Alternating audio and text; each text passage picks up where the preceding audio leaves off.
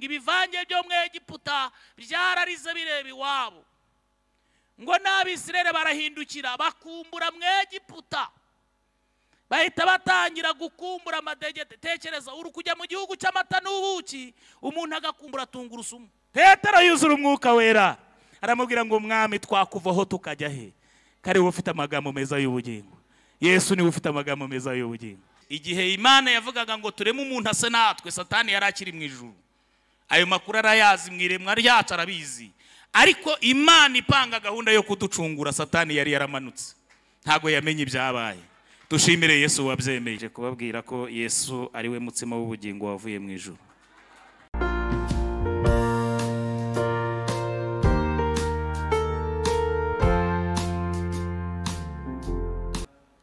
Ndashimira Imana ko yabyemeye ko uyu munsi ari ngiri buhagarara numvuga ijambo ryayo.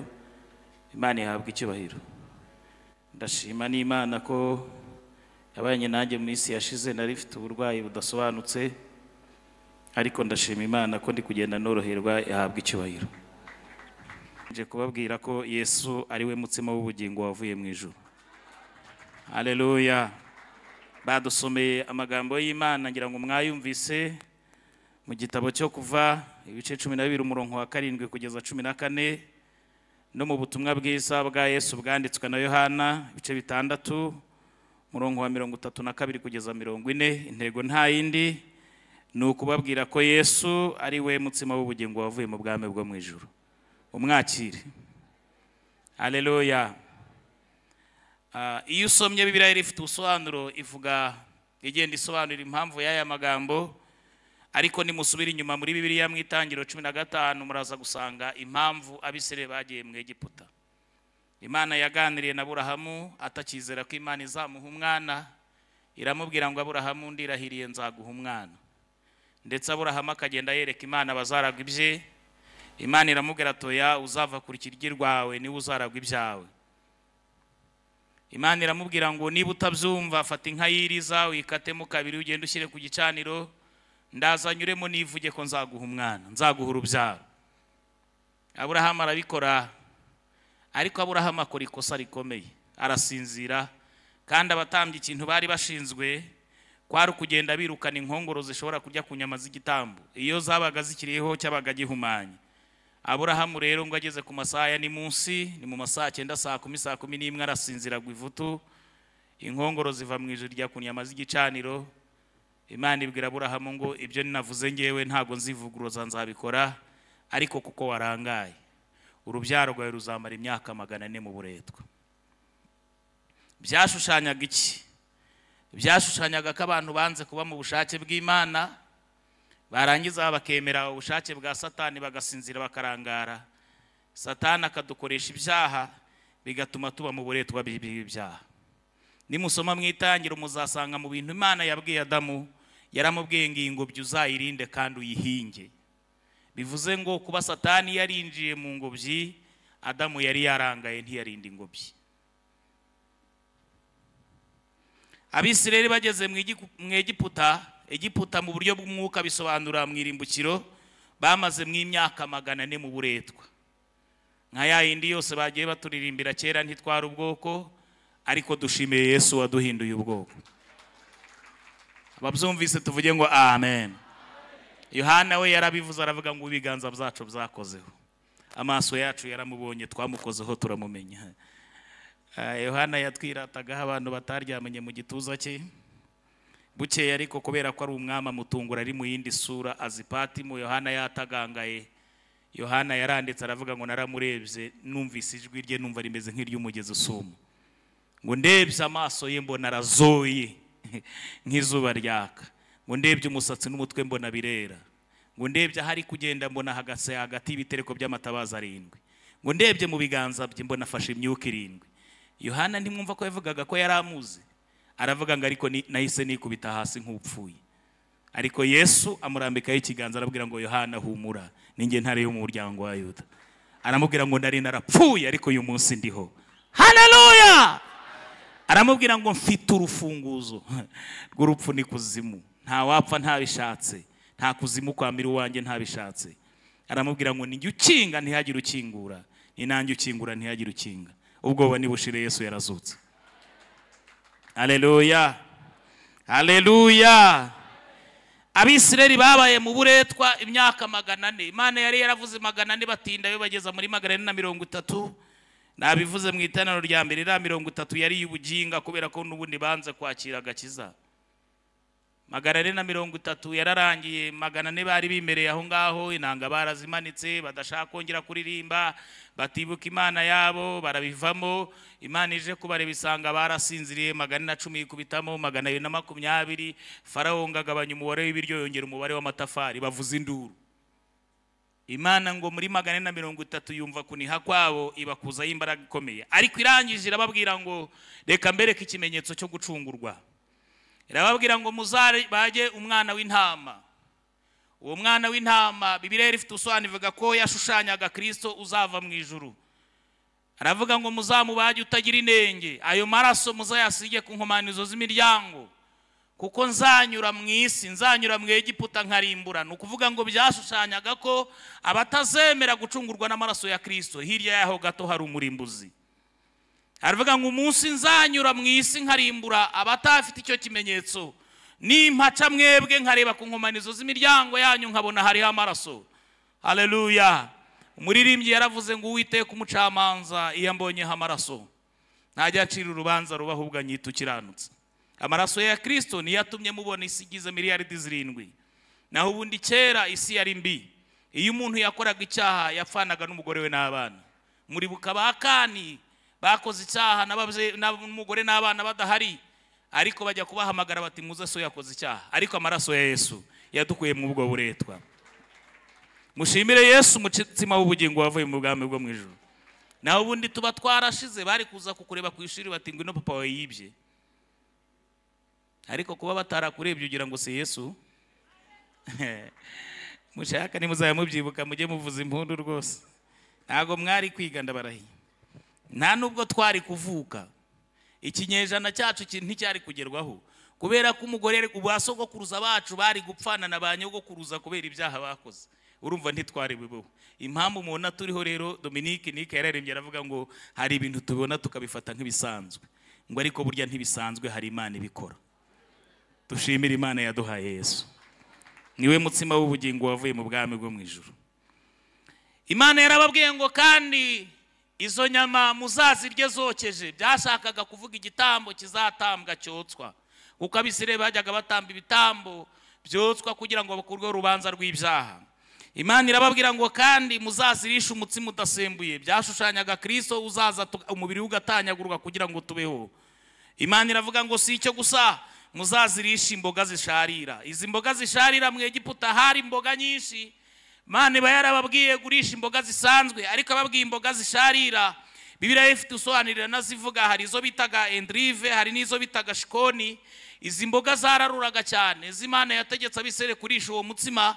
Byashakaga kuvuga ko batazigera bibagirwa ko bakuwe mu buretwa. Muzazirisha imboga zisharira kugira mutazigera mubyibagirwa.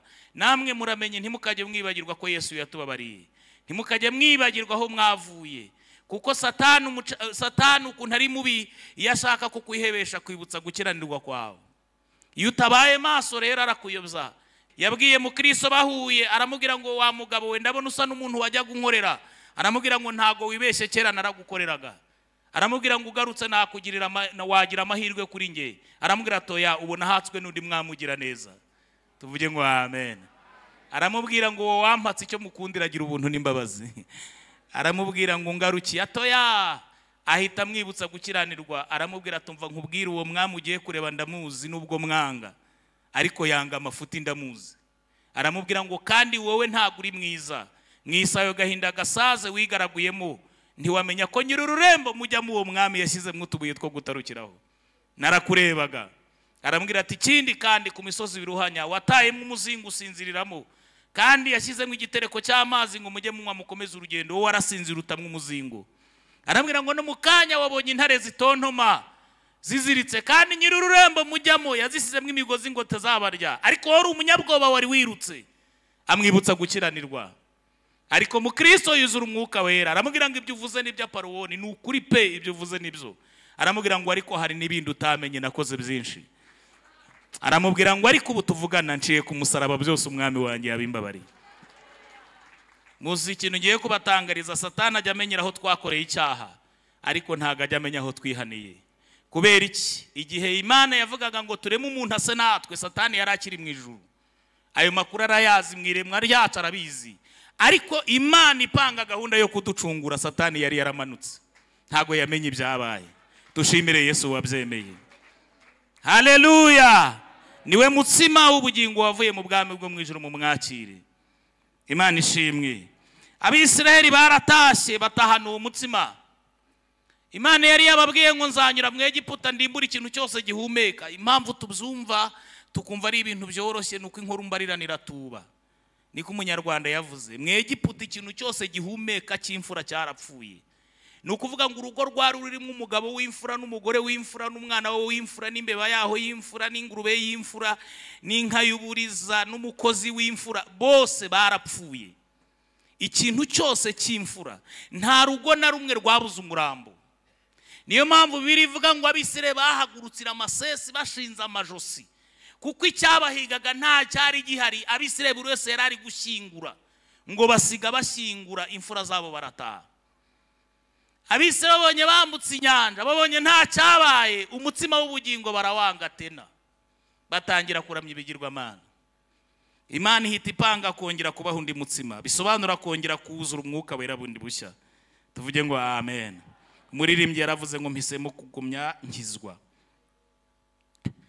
Iyo usomye igitabo cyo kuva ibice 16 umurongo wa 4, Imana yarongeye yibaha umutsima uva mu ijuru. Abisirayeli nibo bawise manu, ntago Imana yigeze wita manu, ahubwo yabwiye Mose ngo nzabaha umutsima uzamanuka mu bwami bwo mu ijuru. Nubundi byashushanyaga Kristo uzaza agapfira abanyabyaha. Imana yagiye yiyereka Abisirayeli igenda ibereka uburyo izaza gucungura abantu, ariko Abisirayeli ntibabyumva. Reka mbabwire ikintu kimwe, ya nkingi y'igicu mwajyaga mwumva yajyaga imbere y'Abisirayeli burya yari Kristo. Abisirayeli mbere yuko bahaguruka dore uko bagendaga, inkingi y'igicu yabajyaga imbere ikanyeganyega igatanga ibimenyetso by'uko yenda kugenda. Yamara guhaguruka Mose akayijya inyuma n'inkoni ye y'ibitangaza, agasenga isengesho rivuga ngo Uwiteka turahagurutse ujyane natwe abanzi bacu batatane. Bamara kugenda umutwe wa Asafu na bene Kora nawe ukajya muri mikono 200 ugenda uririmba ibitangaza Imana ikoze. Ariko inkingi y'igicu niyo yaboraga burya yari Kristo. Cya gitare cyatobotse Abisirayeli bakanywa amazi nacyo cyari Kristo. Dushimira Imana yabikoze. Haleluya! Byose byashushanyaga gucungurwa. Abisirayeli bageze mu butayu bw'izini babura amazi. Imana ibwira Mose ngo genda wegera igitare, ugikubiteho 3, ukibwire ngo Uwiteka aravuze ngo zanira Abisirayeli amazi. Byashushanyaga Kristo uzamara iminsi 3 mumva, kuko inkoni ya Mose yakubise 3. Amazi aradudubiza baranywa. Bamaze kunywa nubundi baza kuyabura. Abisirayeli baritotomba kurenza bwa mbere. Imana ibwira Mose ngo noneho Mose genda wegera igitare, nucyegera ukibwire ngo Uwiteka aravuze ngo zanira Abisirayeli amazi. Mose kubera ukuntu bari bamuzengereje ntiyacyegera. Byashushanyaga iki? Byavugaga Kristo uzamara iminsi 3 mumva, namara kuzuka ntituzongera kumubamba, ahubwo tuzamubwira imbona nkubone. Mose we rero aho kumubwira aragenda hondagura igitare, bivuze ngo yarasubije Kristo mumva. Ahita avuga ngo kandi ngewe na Aroni nubwo mu rugoko bwitwa bazanira amazi mu rutare ntiyazamura icyubahiro cy'Imana. Imana iramubwira ngo Kanani ngiriye ariko ntuzajyayo. Kubera ko yari yongeye gusubiza Kristo mumva kandi ntazamura icyubahiro cy'Imana imbere y'Abisirayeli. Ibyo byose byashushanyaga Kristo. Nimusoma Yohana ubutumwa bwiza ibice 3, Yesu yagane na Nikodemu ari kumubwira ngo ahinduke icyaremwe gishya. Aramubwira ngo Nikodemu, nkuko Mose yamanitse inzoka mu butayu kugira ngo uyirebye wese akiruma arabwiye muriye, niko umwana w'umuntu agiye kumanikwa kugira ngo uzamwizera ahabwe ubugingo buhoraho. Ibyo nabyo byakozwe ishaka kugaragaza Kristo uzava mu ijuru agacungura abantu. Abisirayeli bariwe n'inzoka, inzoka ishushanya Satani abateza ubumara buvuga icyaha. Imana ibwira Mose ngo aho kugira bashire, fati inzoka uyikore mu muringa uyimanike ku giti cy'ibendera. Nurangiza ujye ubwira umuntu wese uriwe n'inzoka yunamuka arebe inzoka imanitse ku giti cy'ibendera arajya akira. Abisirayeli bakaribwa n'inzoka bakunamuka bakareba inzoka imanitse bagakira. Ariko habonetse abinangiye kandi nabo bari Abisirayeli ako kantu mu gace y'akarongo. ibyo mvuze murabyumvise. Haleluya. Ako kantu mu gace h'akarongo nabo bari Abisiraheli, ariko inzoka yarabariye bagashinyiriza bagashinga umutsi. Inzoka ubumara bukava mu kirenge bukazamuka mu ivi bukarinda bugera mu mutwe, umuntu akikubita hasi agapfa kandi ikimukiza kimanitse. N'ubu rero niko bigenda. Kristo yarabonetse. Yesu abwira Nikodemo, aramubwira ngo niko bizagenda n'ubundi umwana w'umuntu azamanikwa ku giti, abazamwizera bahabwa ubugingo buhoraho. Ariko Yesu yibutsa Nikodemo ko hari n'abazashinyiriza kandi bari no mu itorero. Bazashinyiriza rwose, babiririmbane, bazashinyiriza babihanurane, bazashinyiriza babere babitangiraho amaturo, bazashinyiriza abayobore n'amadini n'amatorero, kandi bashinyirije bafite urubori rw'ibyaha, ariko bange kunamuka ngo barebe baba bambiwe. Umutsima w'ubugingo warabonetse. Haleluya. Yesu aramubwira ngo niko bizagenda. Paulo yandikira Timoteyo muzi ibintu yamubwiye. Yaramubwiye ngo mu isi y'imperuka ho bizaba ari bibi cyane. Aramubwira niyo minsi y'udusohera, aramubwira ngo abantu bazaba bikunda, ari indashima, birarira, bikakaza, birata ubwenge, badakunda nababo. Aramubwira ngo ariko icyo nta nubwo kizaba gikomeye Timoteyo, bazaba bafite ishusho yo kwera ariko bahakana imbaraga zo kwera. Bazaba baririmba rwose ku buryo bahogoza bagere no hasi. Bazaba bavuga ubutumwa cyane kubera ibitabo byinshi bazaba barize. Bazaba bateze ibitambara, abandi barakoze bya bindi mushaka, ariko bahakana imbaraga zo kwera. Uzi ikintu Paulo yabwiye Timoteyo? Ngira ngo abiga Bibiliya murabizi. Uru rwandiko Paulo yandikiye Tito n'urwo yandikiye Timoteyo barwita inzandiko za gishumba. Yabahuguraga uburyo bazaba hafi y'intama, ariko ageze ku bantu bo mu minsi y'imperuka arambwiye ngo nubabona uzabatera umugongo. Nigeze amubwira kubabwiriza, kuko bazaba bafite ishusho yo kwera, bafite Bibiliya bayikurusha mu mutwe. Uzi umuntu ukuroga yarangiza akitigisa mu rusengero, byagucanga kugira ngo umuvumbure. Ariko Paulo yaravuze ngo uzabatera umugongo. Haleluya. Umutsima w'ubugingo warabonetse. Haleluya. Nimukomeza gusoma muzasanga Imana yaje kubwira Mose, iramubwira ngo uwo mutsima bawufate. Abisirayeli nibo bawise manu nkuko nari babwiye, muzabisanga mu Kuva ibice 16 umurongo wa 32 kugeza 33. Ariko Imana iza kubwira Mose, iramubwira ngo bawubikira bibihe bizaza, byashushanyaga Kristo uzaza agacungura abo ngabo bari aho ngaho, natwe akazaducungura twebwe igihe cya none. Tuvuge ngo amen. Ariko ntukibitse waraje. Ubwoba nibushire, Yesu yarazutse.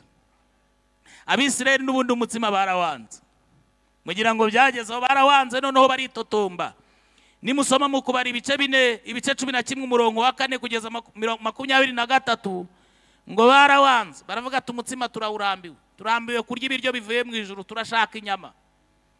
Baritotomba. Nahasomye ngira ubwoba ngo Mose nawe yarababaye, abwira Imana ngo ariko ubundi kuki unkoreza uyu mutwaro, Abisirayeli nge wababyaye? Namwe muhasome niko handitse. Aramubwira ngo urinda ubankoreza ngo ukambwira ngo mbahagatire nk'uko umurezi w'umugabo ahagatira umwana, ni nge wababyaye si abawe? Aramubwira ngo kuki unkoreza uyu mutwaro, dore bari gushaka inyama kandi turi mu butayu, banza umutsima uva mu ijuru, none hakorwa iki? Imana iramubwira ngo ni inyama bashaka. Genda ubabwire ko nubwo batsize umunsi umwe, nzabaha izirenze z'umunsi umwe, si 2, si 3, si 4, si 5, si 10, si 20. Ubabwire ngo kuko arizo bashaka nzabaha iz'ukwezi, ariko babwire ngo zizabaturumbuka mu mazuru. Musome niko handitse. Kubera ko banze umutsima uva mu ijuru, izo nyama bashaka zizabaturumbuka mu mazuru. Mose nawe byaramucanza, abwira Imana ngo wakura inyama he? Ese ubu urabona wababagira amashyo? Ese wababagira hari ibyuzi ufite mu butayu? Imana iramubwira ngo Mose, amaboko yanjye ntiyigeze aba magufi, niba arizo bashaka babwire bajye kurya inyama zo mu isi.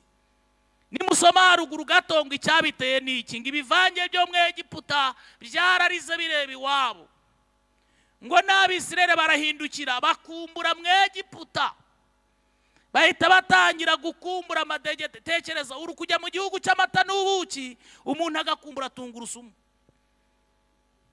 Musome niko handitse ngo n'ibitunguru byo mu Egiputa barabikumbuye, ngo bakumbura n'inyama zaho, bakumbura amadegede yaho na tungurusumu. Tekereza, banzi wabo zitaragura gasenkane mu Rwanda zirahaba.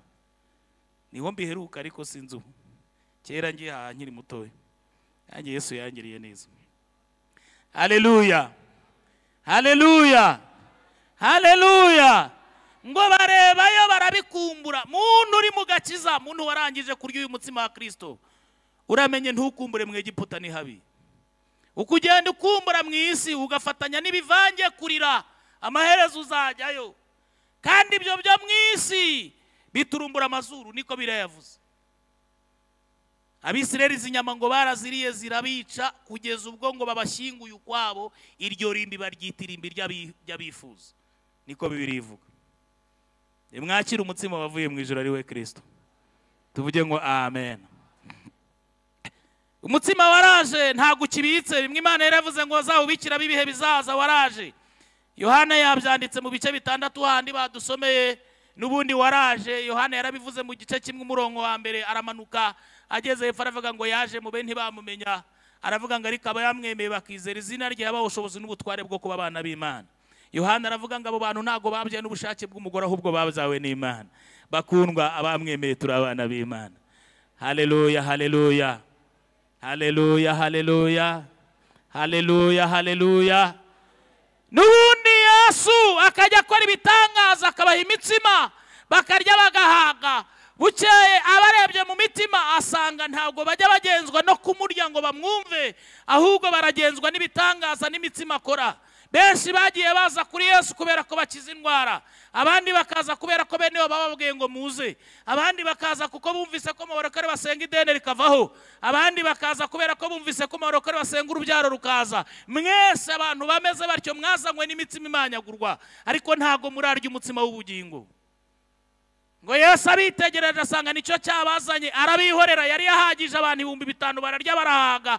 Kundi munsi buri wese akora kuri mwene wabo, akora kuri mubyara we, akora bakore ku bagabo barirundanya ngo bakubaga tata bajejo. Araza arababwira ati muze iwacu hari imitsima. Yesu ajya duha imitsima. Ngo bahagera arabareba asanga sicyo cyabazanye kurya umutsima w'ubugingo, n'imitsima yindi arayihorera, arabihorera. Bagera saa 9 bakubita inzara igera mu magufa, batangira kwibaza bati turarya ute ko twaryaga saa 9 tukabona ntacyo azanye. Buri wese abaza umuturanye ati mwariye ntaraza, ati wapi uyu munsi yadukujeho. Ntiyayibaha muzabaza Yayiro uko byagenze. Yesu yahagaje mu isinagogi y'iwabo aravuga ngo umwuka w'Imana ari muri njye, yantumye kumenyesha imbohe ko zibohowe no kumenyesha ibisenzegera umwaka w'imbabazi. Ngiyo sinagogi yayoborwaga na Yayiro, arahaguruka ati ntabwo ari we. Abandi bati ni Mesiya. Yayiro ati wapi si we. Yesu aramwihorera, afata uburwayi bwe abunaga mu gakobwa ka Yayiro kamwe yari afite k'ikinege. Yayiro ngagere mu rugo asanga karembye, nta wundi muntu wakizaga icyo gihe. Mu gitondo azinduka kureba Yesu. Amurebye Yayiro araza abwira Yesu ati mbabarira ujye kunkiriza umwana. Yesu kubera ukuntu Yayiro yamuvuze nabi, arabanza muzengurukana muri karitsiye bamwihoreye mbere yo kujya kumukiza. Aramuzengurukana ngo n'abantu bose babone ko yaje. Aramuzengurutsa. Yesu akajya areba umutima wa Yayiro akabona ari kugenda amanuka mu kwizera, ahita amarura umugore wari umaze imyaka 12 ari mugongo ava. Yesu yaravuze ngo nimutizezwa n'amagambo avuga, azakora imirimo n'ibitangaza kugira ngo abemeze. Tumuhe icyubahiro Yesu. Haleluya, haleluya. Wa mugore amukoze wakize. Yayiro ahita avuga ati umuntu ukijije uyu mugore tirange arangiriza umwana. Satani arirukanka muri ako kambutiyaje Yesu yahuye nako, akora ku mwana wa Yayiro aramuhotora agira ngo Yesu ntashoboye kuzura. Yayiro atangiye kwizera, barazamubwira ati wikiri gurushya umwigisha, nubundi byarangiye umwana yagize gute, yapfuye. Yesu yaramaze akanya muzengurutsa mu myaka myinshi. Uratinda kwizera, arakuzengurutsa nakwambiye. Ahita amubwira ngo uyu munsi nawe ni wizera urabona igitangaza. Dushimire Yesu, niwe mutsima w'ubugingo waje. Rero abangaba ntiyabahaye imitsima, arababwira ngo ninjye mutsima w'ubugingo wavuye mu ijuru. Ngo burya Mose ntago ari wabahaye umutsima, ngahubwo wa undi watanzwe warumanutse mu bwami bwo mu ijuru. Ngo ubu rero ninjye waje. Atangira kubasobanura arababwira ngo kandi cyanzanye ni ukugira ngo hatagira na kimwe kizimira, ngo kuko uwanjye niyo yapfa nzamuzura ku munsi w'imperuka. Atangira kubabwira ngo ninjye mutsima uri umubiri wanjye, ntazigera agira inzara ukundi. Unyweye amaraso yanjye ntazigera agira inyota. Abayuda ngo babyumve bashakaga imitsima ibanyagurwa, bava kuri Yesu baragenda barahunga, ntibongera guhagarara nawe. Yesu arabihorera, areba mu bigishwa nk'uwareba muri narada akavuga ati namwe muragiye. Petero yuzura umwuka wera, aramubwira ngo mwami twakuvaho tukajya he? Karibu ufite amagambo meza y'ubugingo. Yesu niwe ufite amagambo meza y'ubugingo. Abigishwa baturirimbiye niyo twamutaye ariruka nkakatugarura. Yabwiye abigishwa ngo bazabe hamwe, ntibaba hamwe. Petero arababwira ati nsubiye kuroba. Abasanga ku kiyaga n'ubundi aho bagiye kurobera. Arabwira ati mufite ibyo kurya? Ati ntacyo. Ati mukubita urushundura iburyo. Barazamura amafi. Petero, Yohana ahita amubwira ati uwo ni umwami. Bibiliya iravuga, muzasome neza ibice 21 bya Yohana. Bibiliya iravuga ngo Petero yahise yiroha mu mazi yambaye ubusa. Ni nk'aya akavuze ati wenda ngereyo mbere basange narangije kwatura, kuko niwe wari wabayobeje. Yesu niwe mutsima w'ubugingo. Haleluya. Soreze kuri ibi biranga umuntu wamuriye umutsima. Ntago kwakira Yesu nk'umutsima w'ubugingo tukamurya ari ibintu turirimba. Oya. Yesu yabibwiye Nikodemu, yaramubwiye ngo utabyawe n'amazi n'umwuka ndaguhakaniye ntago uzaraga ubwami bw'Imana. Nubwo uri umwigisha mwiza, nubwo uri umwigisha mu Bayuda ukaba n'umutware, ariko nutabyarwa ubwa kabiri Nikodemu ndaguhakaniye ntago uzaraga ubwami bw'Imana. Yesu yarashatse kwerekana ko kuba waba umwigisha, kuba waba umupaseri, kuba waba mwarimu, kuba waba umuririmbyi mwiza, kuba ibyo byose ukora niyo waba uri umukristo uri hasi cyane, ariko utaravuka ubwa kabiri ntago uzaraga ubwami bw'Imana, ntago urarya umutsima w'ubugingo. Dore ibiranga umuntu wariye umutsima w'ubugingo ni ukwimura umubiri wa kamere ukava muri wowe ukagenda. Ko Pawulo abyandikira Abagalatiya 5 yarababwiye ngo nimuyoborwa n'umwuka nibwo mutazakora ibyo kamere irarikira, kuko kamere irarikira ibyo umwuka yanga, kandi umwuka yifuza ibyo kamere yanga. Kamere rero iri mu muntu agira imirimo ya kamere. Pawulo yarayivuze, ni ubusambanyi, gukora ibiteye isoni, iby'isoni nke, gusenga ibishushanyo, kuroga, kwangana, gutongana. Arabimanuka ageze hepfo aravuga ngo n'ibindi bisa bityo. Arababwira ngo ndababwira hakiri kare kuko ribi atazaraga ubwami bw'Imana. Biri mu rwandiko yandikiye Abagalatiya 5:19. Ageze hepfo aravuga ngo ariko imbuto z'umwuka ni urukundo, n'ibyishimo, n'amahoro, n'ukugwa neza, n'ukugira neza, na ngeso nziza, no kwirinda, no gukiranuka, no kwihangana. Aravuga ngo bimeze gutyo nta mategeko abihana. Iyo umuntu yabyawe ubwa kabiri akamira uyu mutsima, umuha ibintu bitatu. Icyambere, uyu mutsima uguha imbaraga zinesha ibyaha n'ibisa nabyo. Icya kabiri, uyu mutsima ugushoboza kwera imbuto z'umwuka. Haleluya. Icya gatatu, uyu mutsima uguha impano y'umwuka. Pawulo yaravuze yandikira Abakorinto 12:7 aravuga ngo umuntu wese ahabwa n'uwo mwuka, ikigaragaza ko mwuka wera yaje. Tuvuge ngo amen. Ibyo bintu iyo bifite nibwo ubura umwana w'Imana, nibwo barariye umutsima wera imbuto ufite imbaraga ziresha ibyaha. Niba utari muri abo, gutinda mu itorero ntago bivuze ko wabaye umwana w'Imana, ahubwo dukeneye kurya uyu mutsima. Niyo mpamvu Yesu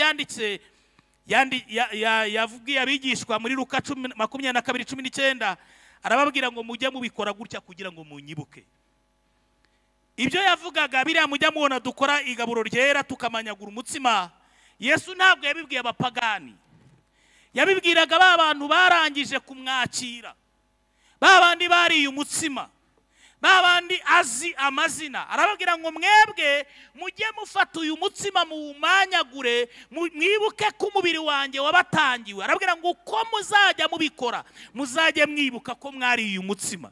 Ntabwo ari uw'abantu batarawurya. Ni nayo mpamvu Pawulo yavuze ngo nimugapfe kurya gusa, niyo mpamvu murwaragurika, niyo mpamvu haza ibibazo byinshi. Abantu bemerewe kurya uyu mutsima ni abantu bibuka ko n'ubundi bariye umutsima w'ubugingo.